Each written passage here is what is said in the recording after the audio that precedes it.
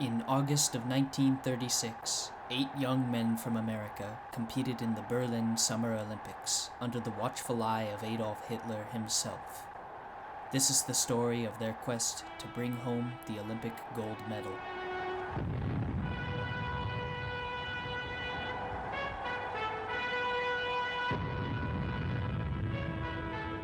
Eight young men from the University of Washington had just competed in, and won, the preliminary trials for the right to represent America in the 8-oar rowing competition in the 1936 Summer Olympics hosted in Nazi Germany.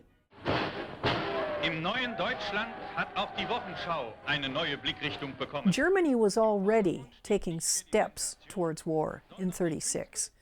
They had already started building some of the concentration camps. Nobody really knew it yet, but they were arming.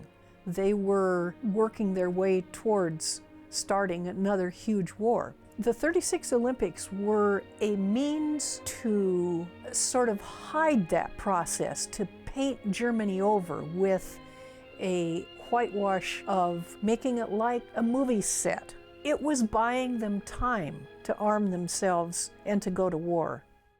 Once they had made it to Germany, right from the get-go, there were problems. They've kind of had problems ever since they arrived at Germany. In fact, one of the first things that happened to them was that some idiot punched a hole through the shell, and they wound up having to row for a day or two in a German shell that really, I think they probably gave them their crappiest shell, but it took a little while for George Pocock to repair that. The wind in the lane they were assigned out in lane 6 was going to be a big problem go down the course. It could be as much as a 2-length handicap. And on top of that, Don Hume, their stroke oar, had been sick on and off for weeks really, but had been, for the last week or so, he'd been in bed with a high fever, and it wasn't at all clear that he could row. At the end, Coach Ulbrichtson agreed to put him in the boat, but he was a very, very sick kid.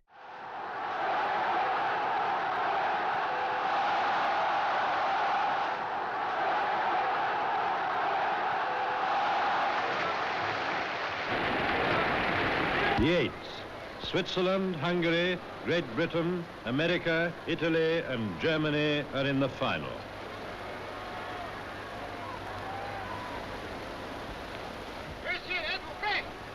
When the starter dropped his flag and said "Partey," England and America didn't start. They didn't hear the start. They got off to a horrid start. Both of them did. Italy leading nearest to us, Great Britain furthest away, second. They had been rowing at a racing pace for half the race. They had not been able to back off like you're supposed to be able to sort of conserve energy and back down to a less high rate. But they couldn't do that. Halfway, Italy still lead, but America on the far side have passed Great Britain. And here on the left, coming up hand over fist on Italy, are Germany. They could hear coming towards them as they approached the stands this Deutschland, Deutschland.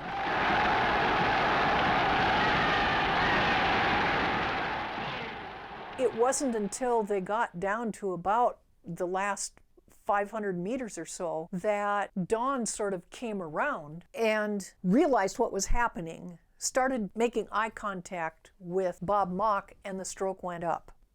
And it went faster, and it went faster. He knows that they're exhausted. He knows that they have given him everything they've got. But he knows they have to go higher. And he can't yell loud enough to make anybody hear him. And so he grabs the knocker dowels on the end of his rudder lines, and he starts banging on the side of the shell, on both sides of the shell with those dowels. And they could feel that vibration. They could hear it going up and down the shell, and they knew they had to give more. And so Don took the stroke up to 44 strokes a minute, which was an unheard of rate.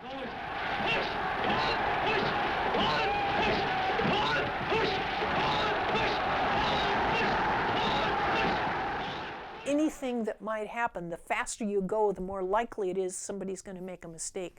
And they're up there at 44 strokes a minute. Now the last 100 yards. Great Britain leading on the far side, Italy coming up, Germany nearest to us third, Hungary fourth. But there's America away over there. Just in front to win by a yard. Italy second, Germany third.